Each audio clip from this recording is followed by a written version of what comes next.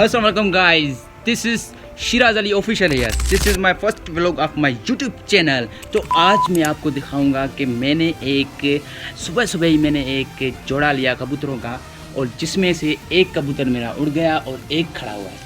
अब ये जो है उसकी वाइफ है और जो इसका हस्बैंड है वो यहाँ से फरार हो गया, इसको तलाक दे दी और ये बेचारी विधवा हो गई। अभी देखो ना, ये अभी भी ये सदमे में, ये देखो आपको अभी भी ये सदमे में ये रो रही है। इसने ये जो है अपना दाना भी नहीं खाया और पानी भी नहीं पिया है। पानी में इसको गिलास में देता हूँ, ये गिलास में ही पानी पीती है क्योंकि ये इंसानों की तरह होती है। और ये जो है मैंने इसके लिए दाना लिया था, कुछ ये 10-20 रुपए का लिया था, सस्ता पड़ता है भैया। लेकिन बहुत अफसोस हुआ यार, जो इसका पार्टनर चला गया, इसकी लाइफ का जो पार्टनर था वो चला गया, फरार हो गया, उड़ गया।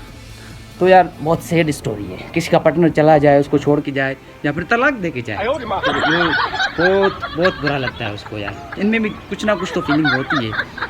तो यही था मेरा आज का व्लॉग, और इंशाल्लाह मैं आज से ही अच्छी वीडियो बनाने की कोशिश करूँगा और अच्छी व्लॉग्स बनाऊँगा इंशाल्लाह।